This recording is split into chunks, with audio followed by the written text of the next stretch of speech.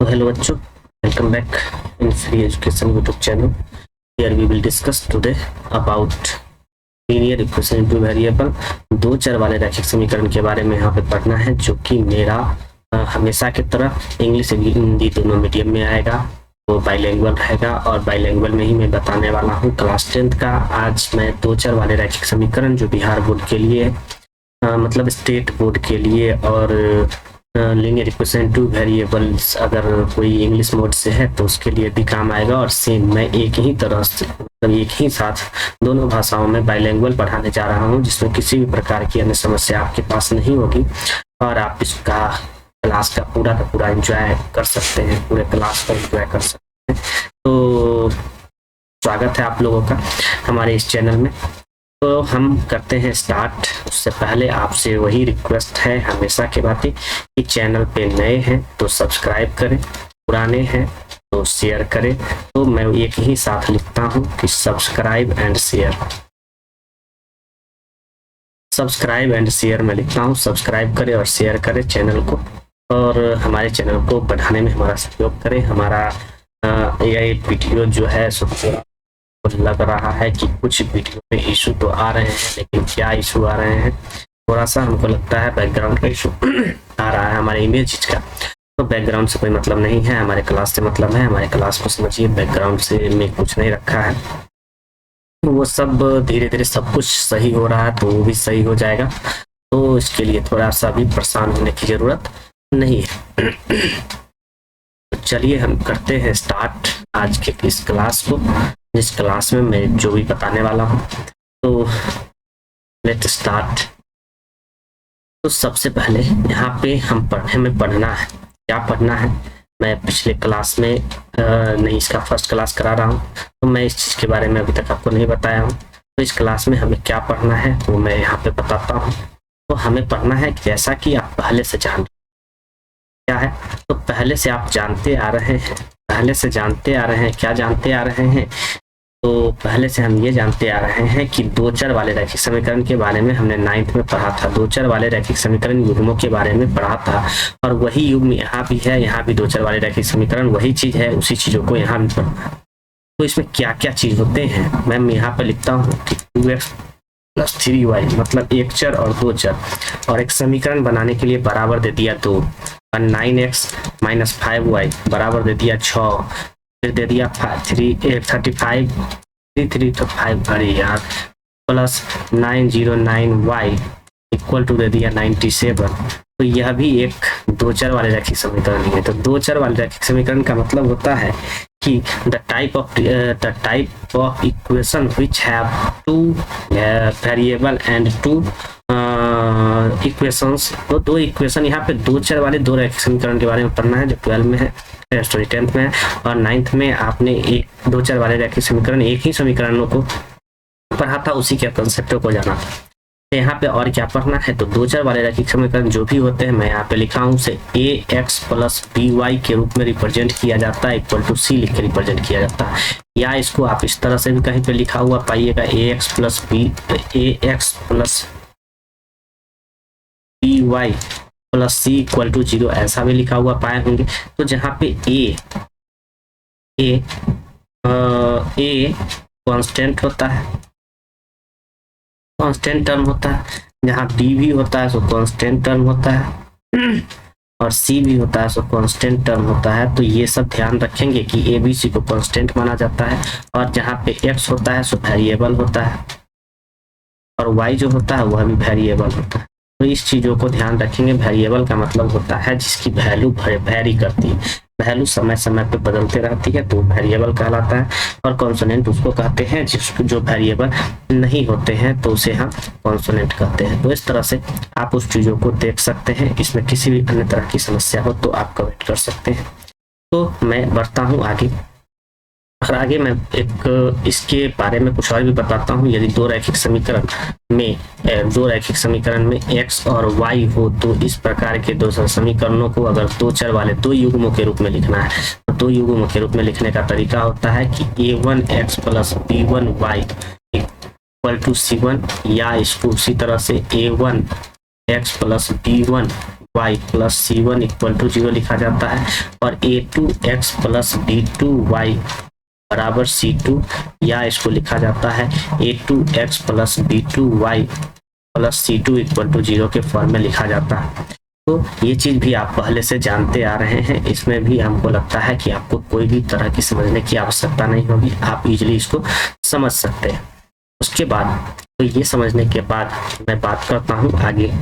तो आप देखें, तो आगे मैं बात करता हूँ कुछ और। तो कुछ और क्या बात करता हूँ, उससे पहले मैं 1 मिनट के लिए तो मैं बात करता हूँ यहाँ पे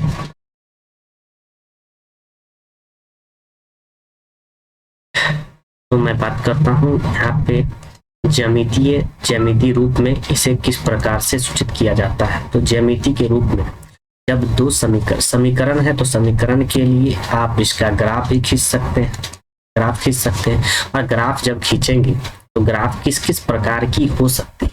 तो ग्राफ कब हो सकती है, ये जो लाइन खींचेंगे आप, तो लाइन कभी हो सकती है कि दोनों समीकरण का जो लाइन होगा वह एक दूसरे को काट दे, या हो सकता है दोनों एक दूसरे के पैरेलल समांतर चले जाए, या हो सकता है एक ही के ऊपर दूसरा भी लाइन गुजर जाए, उसको संपाती कहा जाता है। तो यह 3 बात हुआ।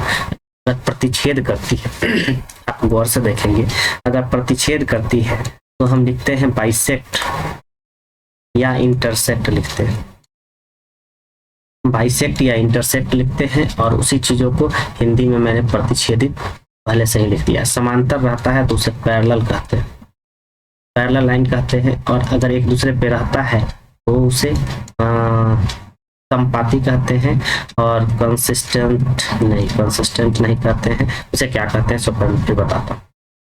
तो ये बात हो गई, संपाती हिंदी में कहा जाता है।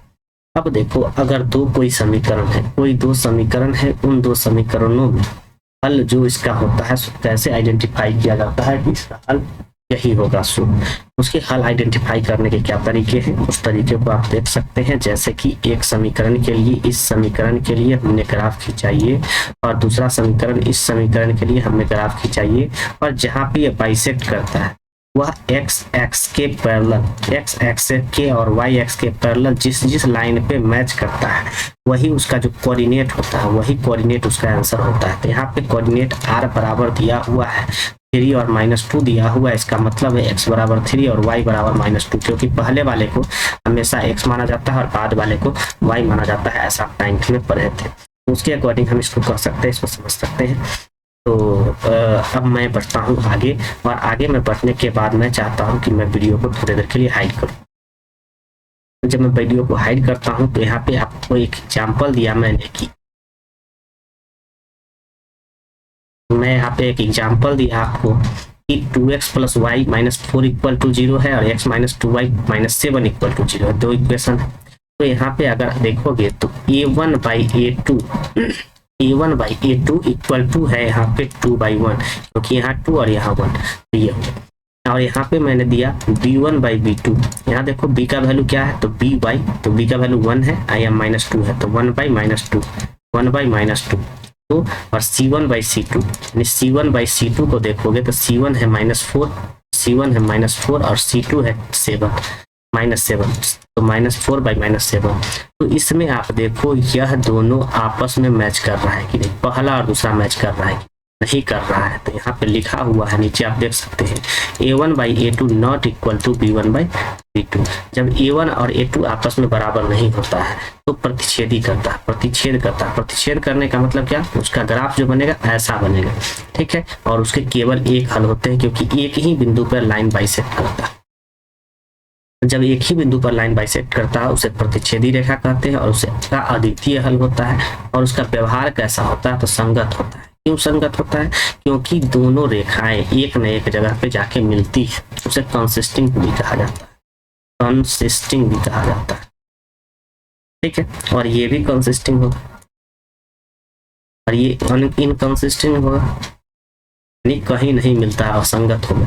उसी तरह यहाँ पर भी देख सकते हैं कि मैंने इक्वेशन दिया, इस इक्वेशन के अकॉर्डिंग यहाँ 1/2, यहाँ 2/4, और यहाँ -5/1 होता है, यानी 1/2 है, यहाँ 2/4 है। इसको कैंसिल आउट करते हैं, यहाँ पे कैंसिल आउट करते हैं तो हम पाते हैं, क्या पाते हैं, तो 2 1 जा 2 हो जाएगा, वाई ठीक है, टू वन जा टू, टू टू जा फोर, यानी 1/2 यहाँ भी आ गया।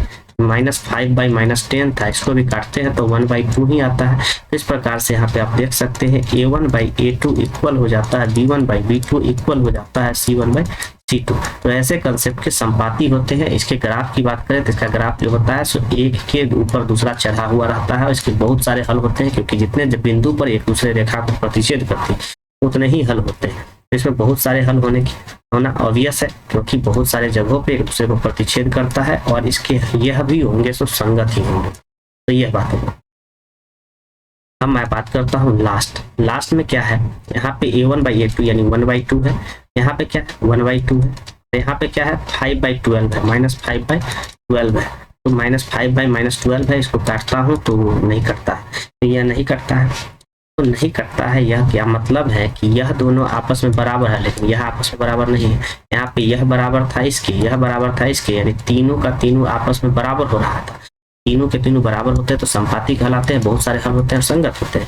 यहाँ पे क्या था, पहला दूसरा बराबर नहीं था, तो पहला दूसरा जब बराबर नहीं है तो तीसरा के बारे में सोचना ही नहीं, प्रतिच्छेदी होंगे, एक ही हल होंगे और संगत होंगे। यहाँ पे यह तीनों आपस में बराबर होता है तो समांतर रेखाएं बनती है, यानी A1/A2 इक्वल होता है B1/B2 इक्वल होता है C1/C2 के। तो इस प्रकार से देख सकते हैं। और इसके हल की बात करें तो कोई हल नहीं हुआ, क्योंकि इसका ग्राफ ऐसे है, कहीं भी प्रतिच्छेद नहीं करती है। मैं चाहता हूँ इस चीजों को मिटा दूं, ताकि मैं नोट्स जिस समय आपको दूं उस समय ये ऐसे भरा पड़ा नहीं दिखे। तो इसके लिए मैं इस चीज को मिटा देता हूँ।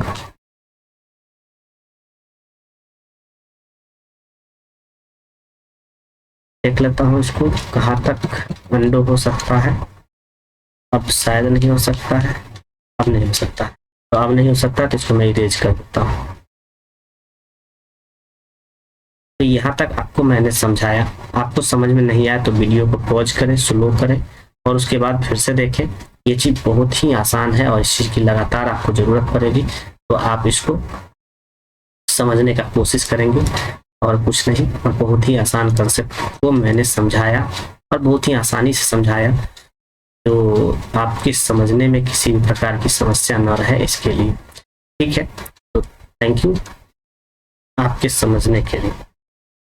तो मैं बढ़ता हूँ आगे और बात करता हूँ कुछ और। तो कुछ और क्या बात करता हूँ, एक रैखिक युग्म के हल बीजीय विधि जो होते हैं, बीज गणितीय विधि जो होते हैं, क्या क्या होते हैं। तो एक होते हैं प्रतिस्थापन विधि। प्रतिस्थापन का मतलब होता है कि एक का हल दूसरे के जगह पे प्रतिस्थापित करना है। जैसे मैं मान लेता हूँ यह 3x - y इक्वल टू है 5। अब मैं दूसरा समीकरण, मैं समीकरण को सही से ही ले लूँ तो अच्छा रहेगा। मैं ले लेता हूँ 3x और यहाँ पे तो मैं दिखूंगा ही नहीं, मैं नहीं, मेरे होने के कारण नहीं दिखेगा, तो इसको मैं हटा देता हूँ। तो मैं यहाँ पे 3x - y इक्वल टू ले लेता हूँ 5 और यहाँ पे ले लेता हूँ 4x प्लस, यहाँ पे ले लेता हूँ 4x प्लस 1 प्लस y ले लेता हूँ। तो 4x प्लस y जब लेता हूँ तो यहाँ पे हो जाता है 9। ऐसा मैं इक्वेशन ले लिया हूँ, ऐसा मान लिया कि कोई क्वेश्चन है, इसको प्रतिस्थापन विधि से हल करना है। तो मैं लिख देता हूँ प्रतिस्थापन विधि से हल करने पर, विधि से हल करने पर, प्रतिस्थापन विधि से हल करना है। तो सबसे पहले मैं लिखूंगा समीकरण 1 से, समीकरण 1 से, क्योंकि समीकरण 1 क्या था, 3x - y इक्वल टू 5 था। तो मैं इसको लिख लूंगा 3x equal to 5 plus y। तो x इक्वल टू आ जाएगा 5 प्लस y 5/3। इसको मैं मान लूंगा समीकरण 3, इसको मैं मान लूंगा समीकरण 3। अब मैं क्या करता हूँ, इसको समीकरण 3 मान लिया। अब मैं फिर यहाँ पे लिखता हूँ समीकरण 2 से, समीकरण 2 से, समीकरण 2 से, चूंकि समीकरण 2 क्या था, तो 4x plus y equal to था 9।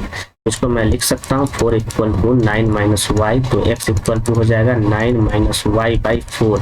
यह हो गया समीकरण 4। तो यह दोनों समीकरणों को हमने ले लिया। अब दोनों समीकरणों को ले लिया तो इस दोनों समीकरण को मैं कर देता हूँ थोड़ी देर के लिए हाईलाइट, ताकि आप इसको ध्यान में रखें। इसी समीकरण से आपके क्वेश्चन सॉल्व होंगे। यहाँ तक समझ में आ गया होगा, नहीं आया होगा तो वीडियो को पॉज करें, स्लो करें, पीछे जाएं और फिर से देखें, क्योंकि स्किप करने से ये समझ में नहीं आने वाला, तो स्किप भूल से भी नहीं करना है। तो अब मैं लिखता हूं समीकरण 1 एवं 2 से, समीकरण 3 एवं 4 से।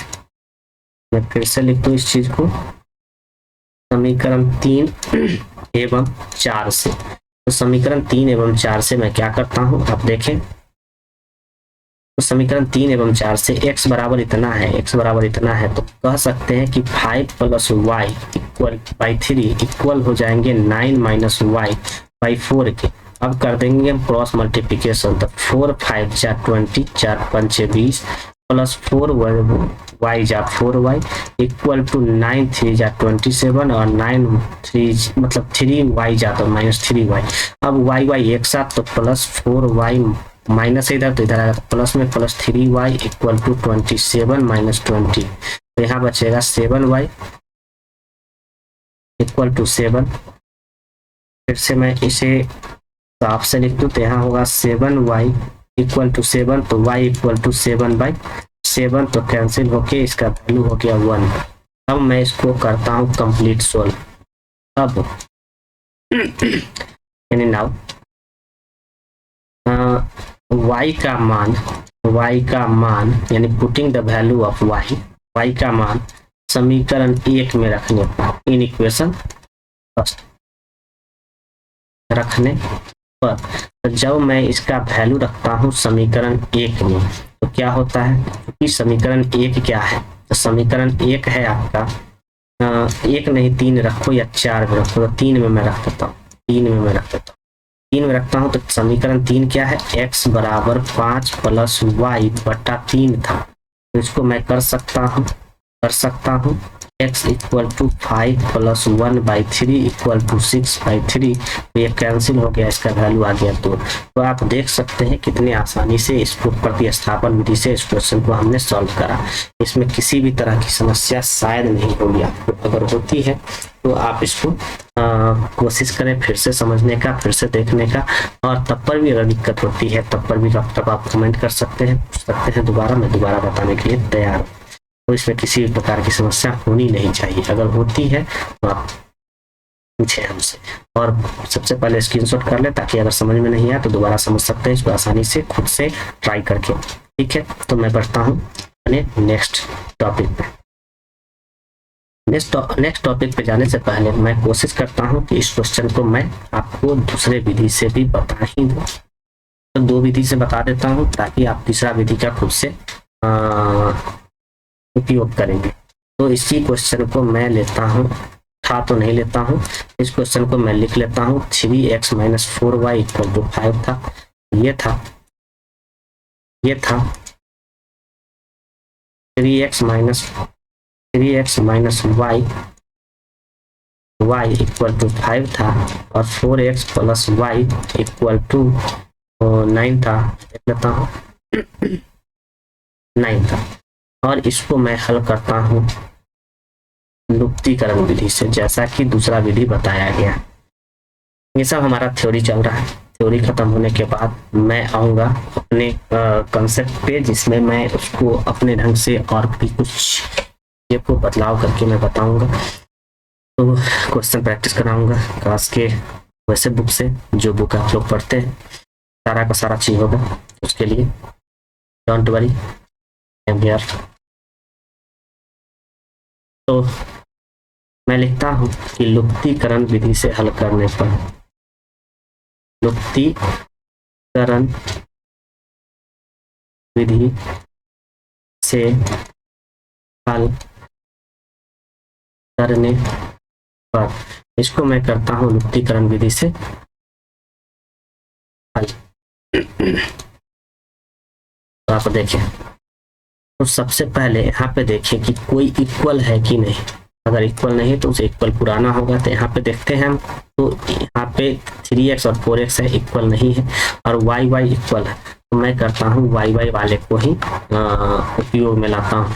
तो मैं अब लिख लेता हूँ इस चीज को कि मैं समीकरण 1 और 2 से समीकरण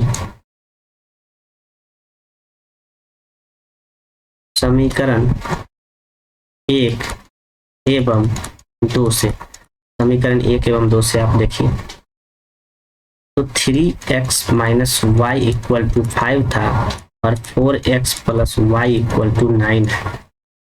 आप इसको देखते रहें तो ऐसा है। तो मैं करूंगा जोड़ने का काम। जब एक ही इक्वल अगर किसी का दो का वैल्यू है और बीच में दोनों में अपोजिट साइन है तो उसको प्लस किया जाता है, तो यह प्लस माइनस कैंसिल हो जाता है। तो यहाँ पे बचता है 3 और 4, तो 4 और 3 7, x बराबर हो जाता है 14। तो हम लिख सकते हैं x बराबर 14/7 कैंसिल हो गया, तो वैल्यू आ गया हमारा 2। आप देखें जो तरीका आपको आसान लगे उस तरीके से क्वेश्चन को सॉल्व कर सकते हैं, कमेंट कर सकते हैं, जानकारी ले सकते हैं। तो ये हो गई। अब मैं इस चीज को क्या करूं, तो अब मैं लिखूं अब x का मान समीकरण 1 में रखने पर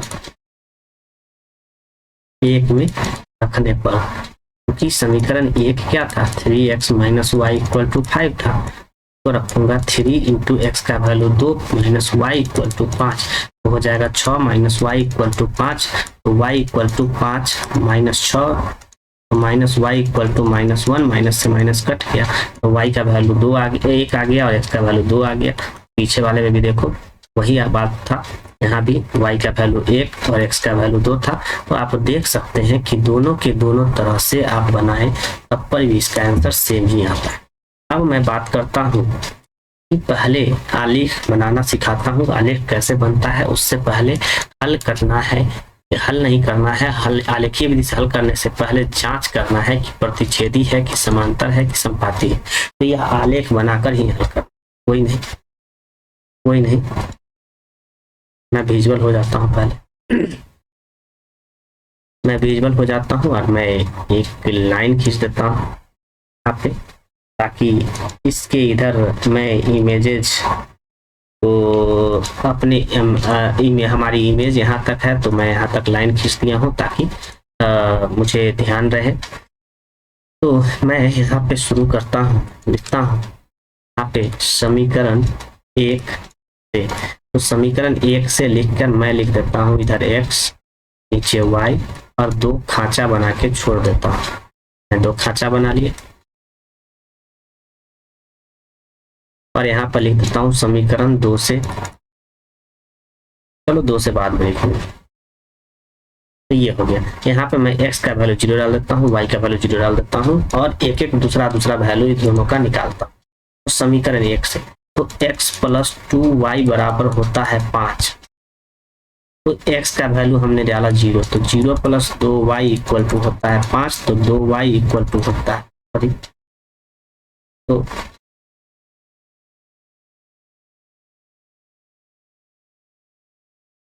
तो y इक्वल टू होता है 5/2 मतलब 2.5, तो इसका वैल्यू आ गया 2.5।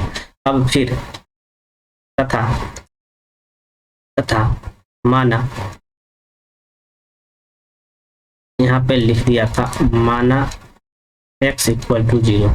फिर से मिटा के ही बनाता हूँ, ज्यादा अच्छा रहेगा क्योंकि समझने में आपको दिक्कत हो सकती है जैसा कि मुझे लगता है। सपना हो तो खुशी की बात है।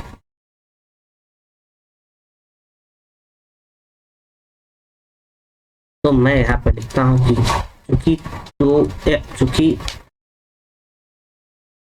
x plus 2y equal to दिया हुआ है 5, माना है कि x बराबर 0, तो 0 प्लस 2y इक्वल टू 5, तो y इक्वल टू क्या हो जाएगा 5/2 और ये कैंसिल होके हो जाएगा 2.5 लिख दिया।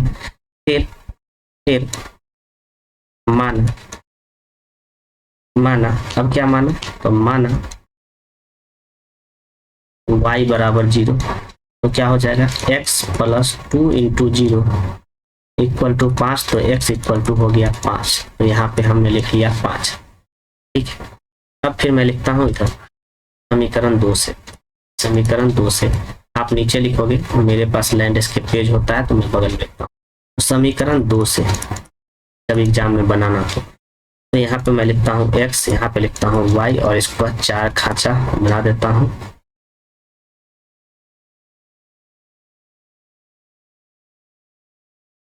4 खांचा इसका बना देता हूँ और मैं एक एक वैल्यू मान लेता हूँ, एक 0 और 0। फिर वही बात जैसा पहले था कि चूंकि 2x plus 4y equal to था 10, 2 इंटू 0 प्लस 4y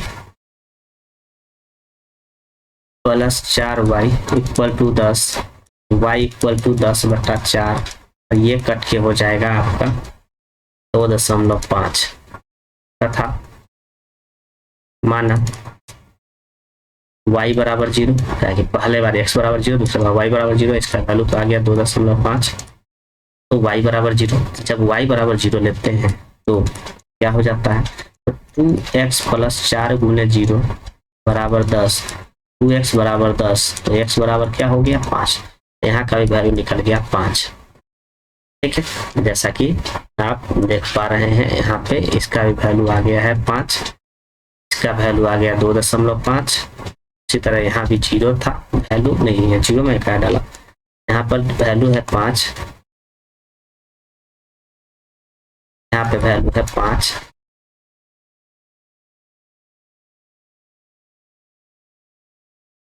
अब इसके लिए ग्राफ बनाने की जरूरत है, ग्राफ के लिए जगह नहीं आप बनाओ, तो मैं अपने आप करूंगा इंडिविजुअल और मैं इस जगह पे बनाऊंगा ग्राफ।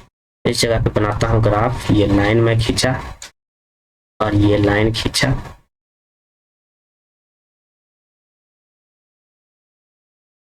इसके लिए भी मैं स्केल ले लेता हूँ बहुत जल्द, अभी नहीं लिया हूँ तो टेंशन की बात नहीं है। मैं यहाँ पे लिखता हूँ 1 2 3 4, इसको बनाना वैसे ग्राफ पे होता है 5, यहाँ हो जाएगा 1 2 3 4 5, यहाँ पे हो जाएगा -1 -2 -3 -4, यहाँ पे हो जाता है और -5 भी लिख दो, यहाँ पे हो जाता है 1 -1, यहाँ पे होता है -2, यहाँ पे होता है -3। ये सब चीज पिछले क्लास में आप लोग पढ़ चुके हैं, तो मैं ज्यादा डिटेल्स इसमें नहीं जा रहा हूँ।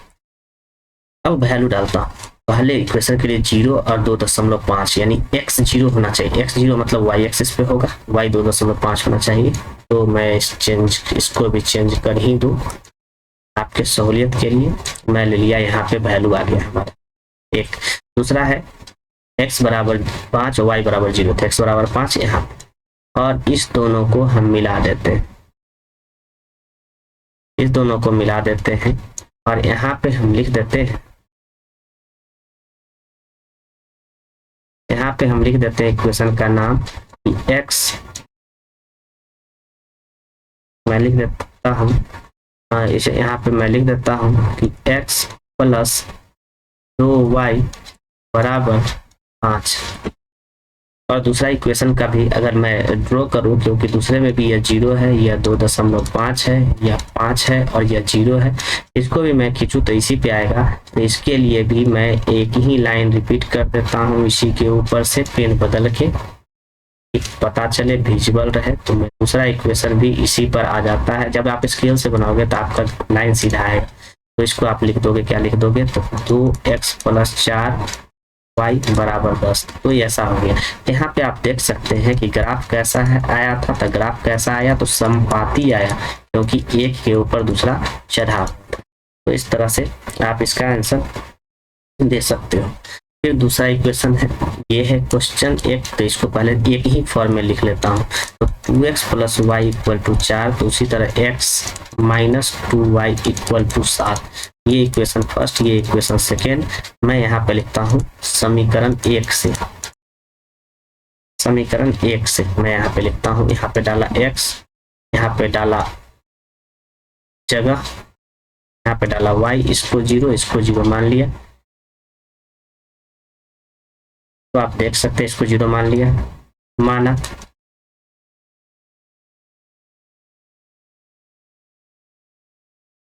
y। समीकरण 1 से, समीकरण 1 से, समीकरण 1 से इसको 0 माना था।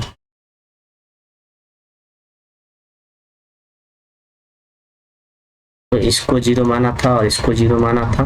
अब मैं यूज करता हूँ समीकरण 1 का। तो समीकरण 1 से चूंकि 2x plus y equal to होता है से 4 दिया हुआ है, तो 2 into 0 plus y, 2 into 0 plus y equal to 4, तो y इक्वल टू क्या हो जाएगा 4, तो इसका वैल्यू यहाँ पर मैं डाल दिया 4 तथा माना y बराबर 0, तो क्या हो जाएगा 2x प्लस 0 इक्वल टू 4, तो 2x इक्वल टू क्या हो जाएगा 4, तो x इक्वल टू क्या हो जाएगा 2, मैं यहाँ पे लिख दिया इसका वैल्यू 2। तो आप देख सकते हैं कि इसका वैल्यू निकल गया है, पहला निकला है 0 और 4, दूसरा निकला है 2 और 0। अब मैं ग्राफ पे इसको खींच दूंगा, एक ग्राफ बनाऊंगा 1 2 3 1 2 3 1 2 3 1 2 3, तो ऐसा होगा। तो आप देख सकते हैं कि 4 और 0 और 4 है, तो x 0 होगा, y 4 होगा, तो 3 और 1 4, तो y 4 होगा, तो इस जगह पे गया, तो इस जगह पे गया। और दूसरा कह रहा है कि x 2 है, यानी यहाँ पे आएगा और इस दोनों को मिला दिया जाएगा। ऐसे मैंने मिला दिया, मिला तो नहीं, तो मिलाया कैसे, ऐसे मिला दिया और इसका नाम दे दिया इस इक्वेशन का 2x plus 4, 2x plus y equal to 4। अब मैं दूसरे समीकरण को इसी तरह से इस समीकरण का हल करूंगा और जहां पे टच करेगा, बाइसेक्ट करेगा, वही इसका आंसर होगा। तो आप इसको ट्राई करेंगे, आपके लिए ये वर्क रहा। और वर्क क्या रहा, यही क्वेश्चन है। तो 0 और 4 पहला रहा, दूसरा रहा ऐसा, और दूसरे समीकरण को खींचूंगा तो ऐसा, और यहाँ पे टच करेगा, यानी यह एक दूसरे को टच किया। जो मैं अभी क्वेश्चन बता रहा था वह इसी ग्राफ के लिए था, यही ग्राफ, उसी का ये ग्राफ है। मुझे ध्यान आया तो मैं चेक कर लिया, तो मुझे लगा हाँ इक्वेशन सेम है, क्योंकि वहां भी था x माइनस 2y में इक्वल टू 7, तो देख सकते हैं x minus 2y equal to था 7, x minus 2y equal to आया था 7, और दूसरा था यहाँ देखिए 2x plus y equal to 4, तो आप देख सकते हैं इसमें भी है 2x plus y equal to 4, 2x plus y equal to 4, तो यह दोनों यहाँ पे टच करता है। तो इसका मतलब है कि ग्राफ इसका कैसा होगा, तो ग्राफ इसका प्रतिच्छेदी होगा। तो आप देख सकते हैं कि किस तरह से इन क्वेश्चंस को मैं यहाँ पे बताया हूँ। आपके समझ किसी भी तरह की दिक्कत हो तो आप कमेंट कर सकते हैं, हमसे जुड़ सकते हैं, और मैं बेहतर से बेहतर करने का कोशिश करते रहूँगा, जैसा कि मैं करते रहता हूँ हमेशा। तो चैनल को लाइक, सब्सक्राइब और शेयर करें, और मैं नेक्स्ट क्लास, इसकी आगे की क्लास मैं लूँगा फिर से। नेक्स्ट वीडियो में मैं उसके बारे में बताऊँगा कि आगे क्या करना है, कैसे पढ़ना है, कैसे बनाना है इसको। तो तब तक के लिए आप लोगों का थैंक्स, मिलते हैं फिर नेक्स्ट क्लास में।